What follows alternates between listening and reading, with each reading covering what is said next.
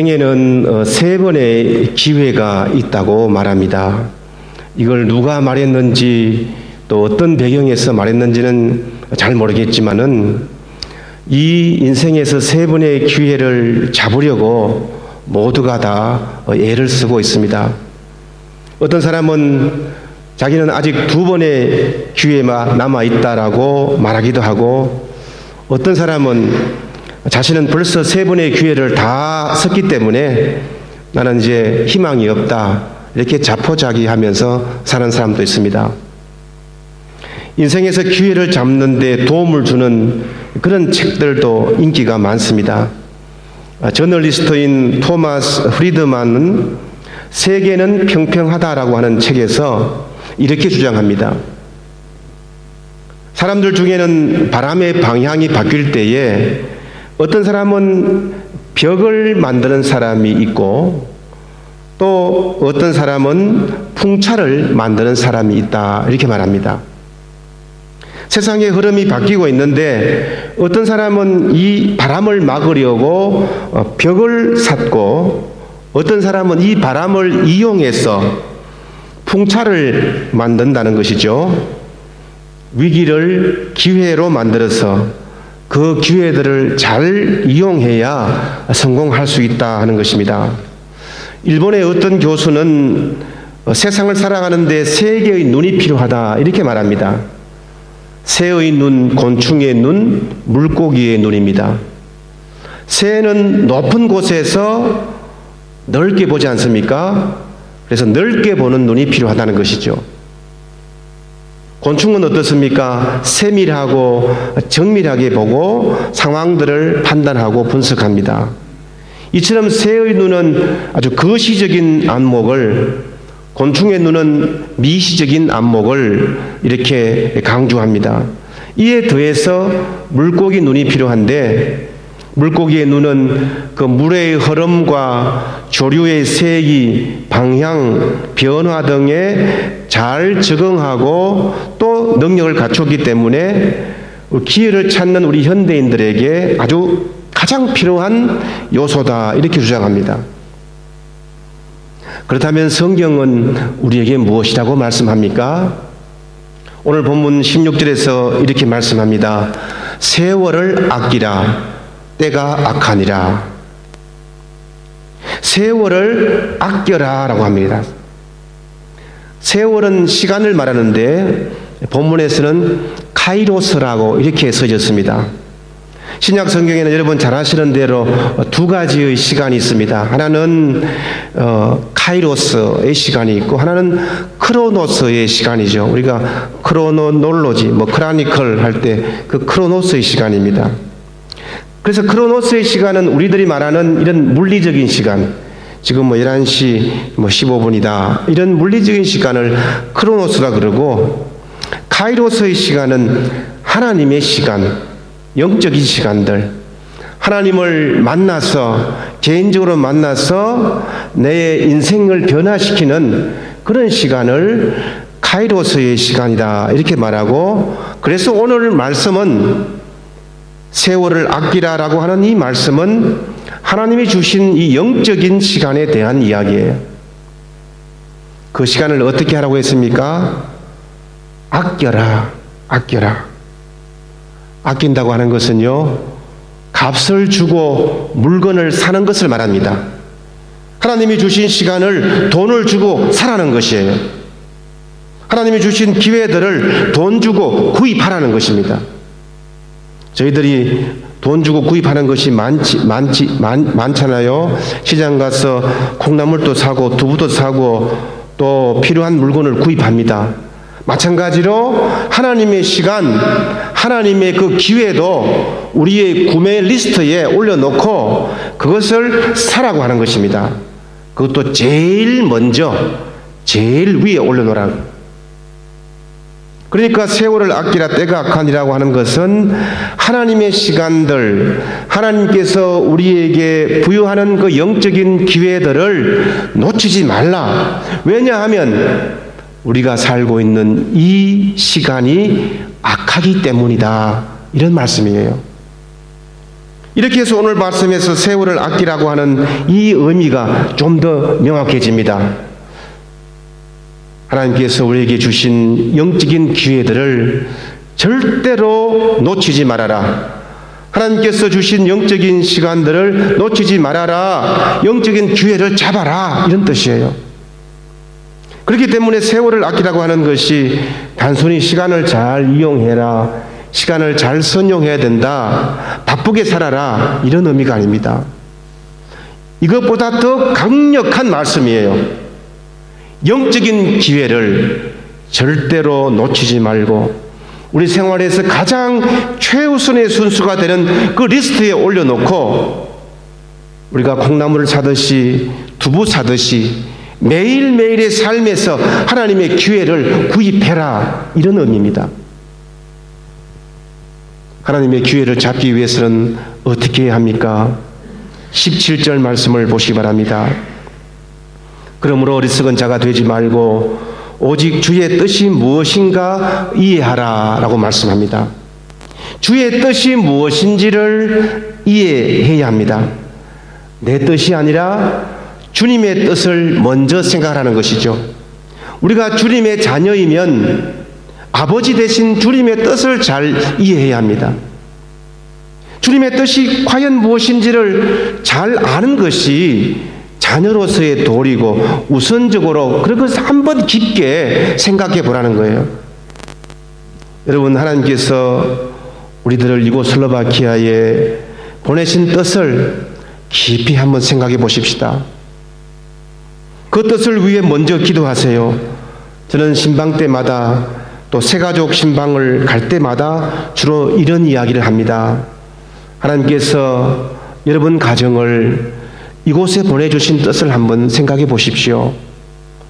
세상 사람들이야 주재원들의 조건, 명문화된 그 계약서에 따라서 오게 되지만은 우리는 그렇지가 않다.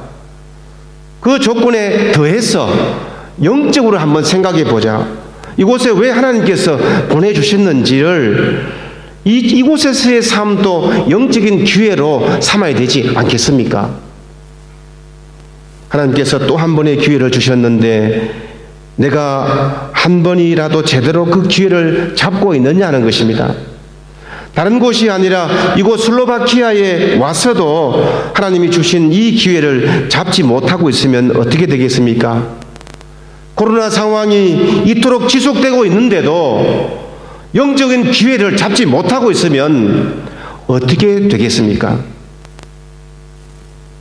이걸 모르면은 오늘 본문에서는 어리석은 자가 되는 거예요. 17절 말씀에서 어리석은 자가 되지 말고 주의 뜻이 무엇인지 잘 이해해라 권면합니다. 주의 뜻을 잘 분별하는 자는 결코 어리석은 사람이 아닙니다. 먼저 생각하고 고민해 보라는 겁니다. 그런데 이것은 다음 행동을 위한 준비 기간이에요. 사변적으로 그저 생각에만 사로잡히는 그런 것이 아니고 믿음의 행동을 위한 준비예요. 그래서 지혜로운 자는 주님의 뜻을 잘 알고 주님의 뜻을 잘 분별하는 사람이고 동시에 그 뜻을 실천하는 사람입니다. 그 실천의 대표적인 표현이 뭐냐? 18절에 나타나는데요. 술 취하지 말라. 잘 나오다가 그냥 술 취하지 말. 은혜 됐는데, 그죠? 지혜 있는 자의 대표적인 행동, 구체적인 행동이 뭐냐? 술 취하지 않는 거예요. 술은 오늘 본문에서는 그 세상의 음식을 대표하는 그 대표 음식으로 나왔습니다. 시범 케이스에 걸린 거죠. 술은 하나님을 잊어버리게 할 수 있는 대표적인 것이 바로 술입니다. 세월이 악하면 악할수록 우리 인간이 가장 쉽게 해결하는 방법이 바로 술로 해결한다는 것이에요. 삶이 어려우니까 술 먹고 잊어버리자. 삶이 괴로우니까 술로 문제를 해결해 보려고 우리 인간들은 다 그런다는 겁니다. 술로 핑계를 댑니다. 술을 취하면 인간적인 본성이 욕구가 드러납니다. 특히 이런 삶의 태도는 계속 반복이 되어요. 중독적인 삶입니다. 다시 말하면 인간적인 방법, 우리 인간이 해내는 방법은 중독될 수밖에 없다는 것입니다. 인간의 의지를 무너뜨리고 그래서 방탕한 삶을 살 수밖에 없습니다. 중독이 주는 결과는 방탕입니다. 술 취하지 말라. 이는 방탕한 것이니. 참 의미 있는 말씀이에요.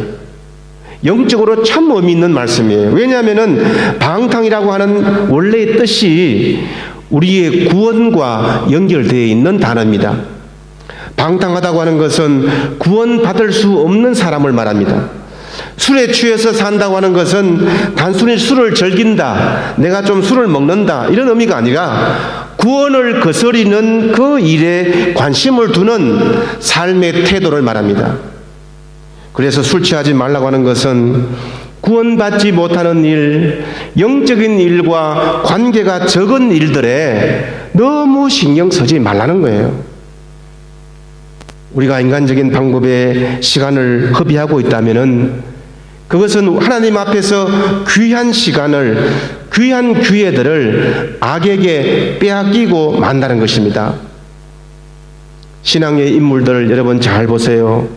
그 신앙의 인물들에게 공통점이 많이 있는데 그 중에 하나가 뭐냐? 그들은 영적인 기회들을 잘 잡았습니다. 결단해야 할 때 결단했습니다.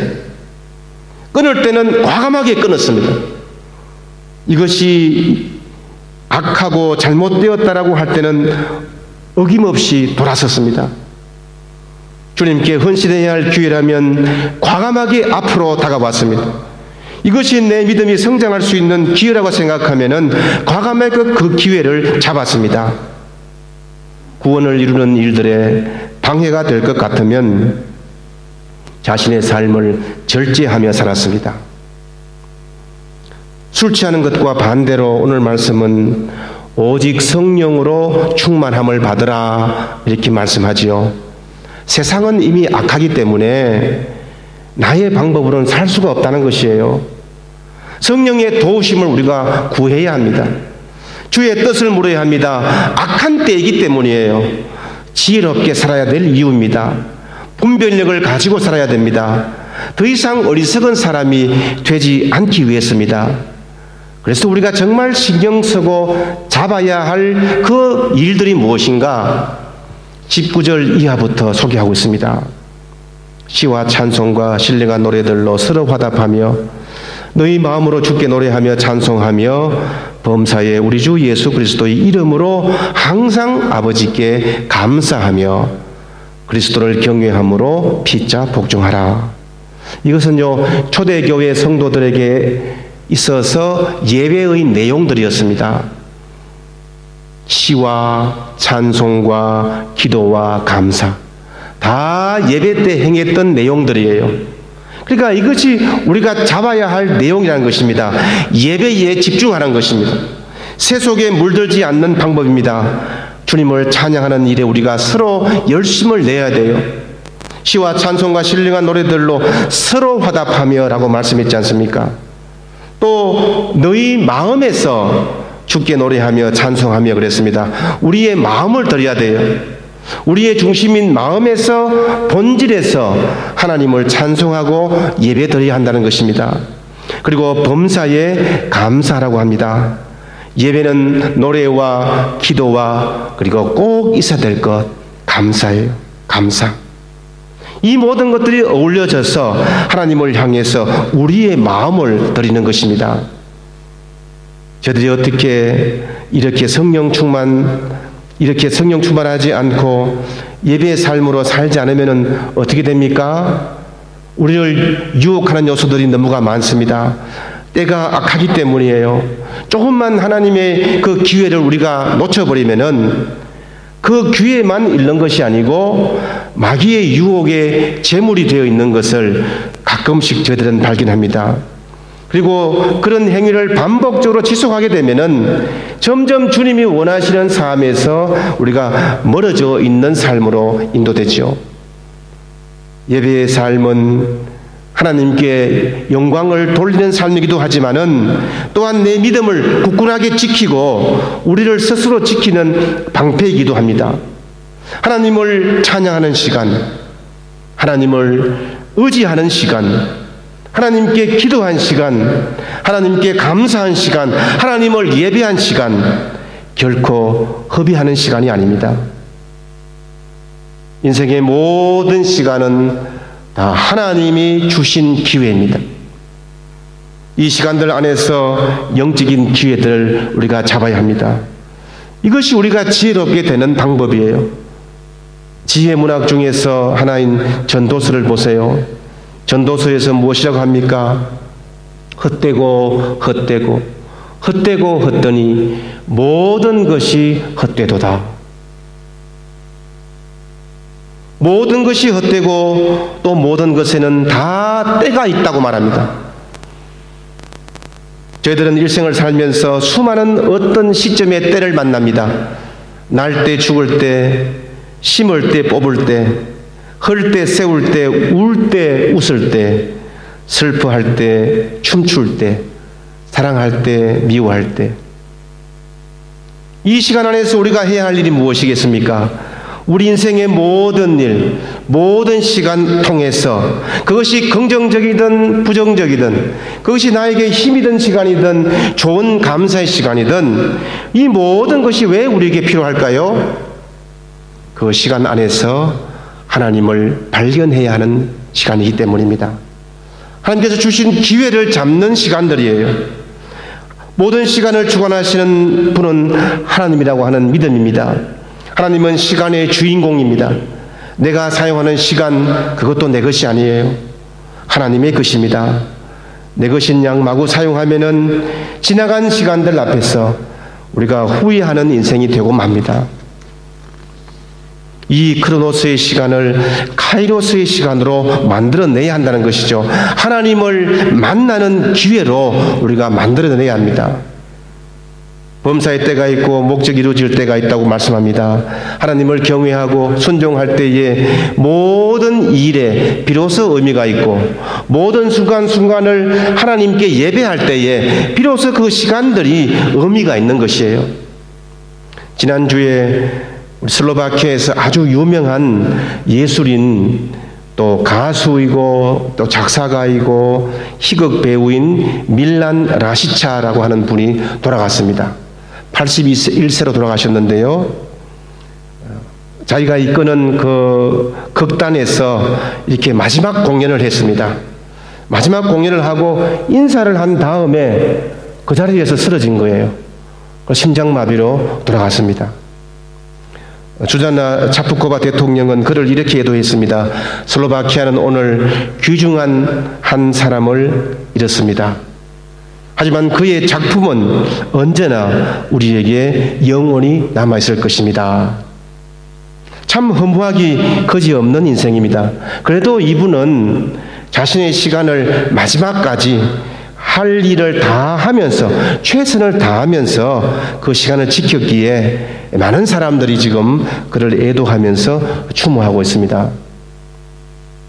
우리에게 주어진 크로노스의 시간만 그 기회만 잡으려고 해서는 안 됩니다. 이렇게 하려고 하나님께서 우리를 이 땅에 보내시지 않았어요. 카이로스의 때를 잡아야 합니다. 하나님의 영적인 기회를 잡아야 합니다. 이것은 선택의 문제가 아니고 본질의 문제입니다. 가장 근본적인 정체성에 대한 문제예요. 왜 그럴까요? 지금은 때가 악한 때이기 때문입니다. 우리 성도들에게 있어서 찬스는 신앙의 찬스밖에 없습니다. 믿을 수 있는 기회가 왔을 때에 그 기회를 잡는 겁니다. 신앙생활을 시작할 수 있는 기회가 왔을 때에 신앙생활을 시작하는 거예요. 신앙생활을 더 깊이 할 수 있는 기회가 왔을 때에 그 신앙을 업그레이드 하는 겁니다. 주님께 더욱 충성할 기회가 왔을 때에 충성하는 겁니다. 은혜를 받을 때가 있고 구원의 날이 있다고 합니다. 그래서 은혜 받을 만한 때는 반드시 은혜를 받아야 돼요. 구원을 받을 만한 때는 반드시 구원을 받아야 합니다. 그 때를, 그 기회를 소중히 여기고 놓치지 말아야 합니다.